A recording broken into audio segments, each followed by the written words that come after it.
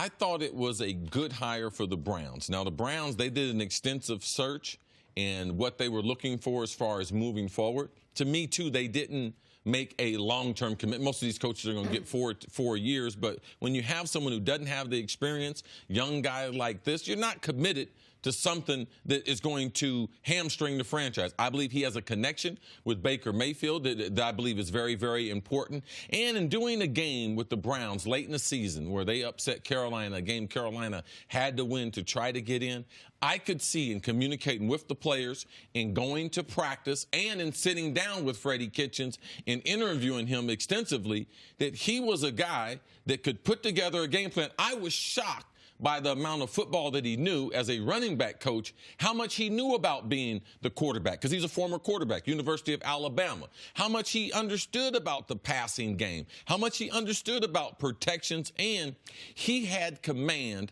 of that side of the ball. And people right now, they think that, man, I got to have an offensive coach, I got to have a defensive coach. The old style in the NFL was for one guy to run one part of the ball and have someone else run it. So in Cleveland, they have that with Freddie Kitchens, and he has the respect of that locker room, and more importantly, he has that quarterback, the #1 pick in the draft, ascending the way you want the first pick in the draft going as far as his career, Nick. Here is my primary concern, other than the fact that 9 weeks ago he was a running backs coach, and now he's the head coach, aside from the lack of head coaching experience, and that when Hugh Jackson and Todd Haley got fired, we talked about how, my God, all that knowledge is going out the building, and they're left with Freddie Kitchens, and now he's the head coach. My concern aside from that is this.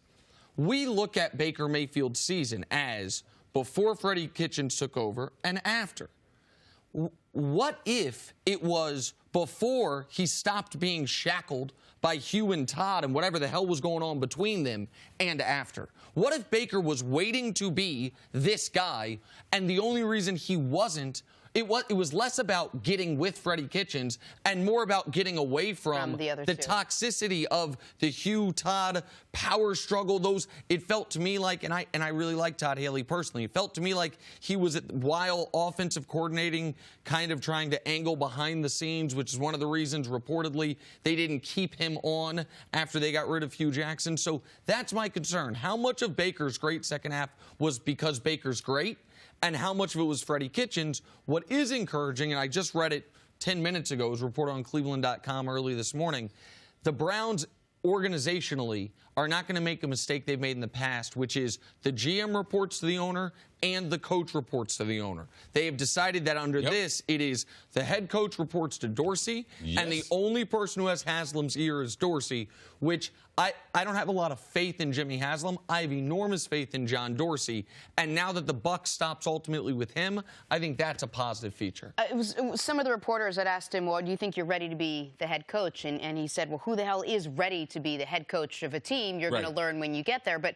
he seems to have something, whether it was because Greg Williams is there or because Todd Haley and Hugh Jackson weren't there. He has some relationship with Baker Mayfield. How is he best served to help Baker grow? Well, I think his football is very, very strong. You're not going to get hired by John Dorsey, Alonzo Highsmith, who does the pro football operations, unless your football is very, very strong. And I was there.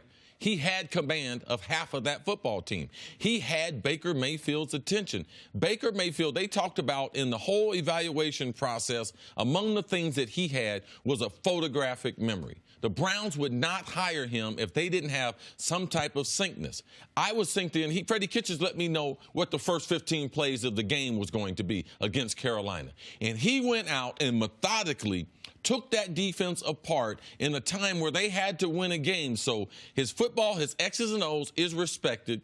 The command of that locker room and his delivery of messages, I thought was consistent, that got these guys' attention, because you can see the results on the field. Playing in tight games, tight situations, red zone, third down. You could see these guys performing. It's not like they got an abundance of talent there. This organization changed when Freddie Kitchens was given more control. He played quarterback. Hugh ain't never played quarterback. Todd ain't played no quarterback. So, yeah, they've been in the NFL a long, long time. But I believe as a play caller, he really made his mark on this team and with Baker Mayfield. Listen, I hope this is successful because I love Baker's personality. I like the way he carries himself, and I think he's a special talent in the league. If he is successful as a head coach, not just because Baker's really good, but successful in his own right, then I think every organization needs to take a harder look at their entire coaching roster. Because if this guy is ready to be a head coach, he was an untapped resource for years and years, a few steps away from being head coach. Well, we talked about Frank Wright. They missed on him, end up finding gold at the bottom. No one else, he wasn't their first choice. What about Anthony Lynn? Another guy, Nick, you you respect. He's never been a coordinator. And guess what position he was coaching? He was coaching running backs. Right. I believe that running back coaches are an untapped resource in the NFL. The reason why, they know the running game. They know the pass protecting game because the running backs are involved in the pass protection, and they know the passing game because you can't be a running back now and not be be integrated in the passing game. So I believe it's an untapped resource. You don't have to be a coordinator to be able to take over and be able to run half the team. One of the greatest coaches ever, Joe Gibbs. What'd he do? Man, when they used to ask him a question at the press conference, he said, hey, you want to know about the defense? Hey, talk to Richie Pettibone.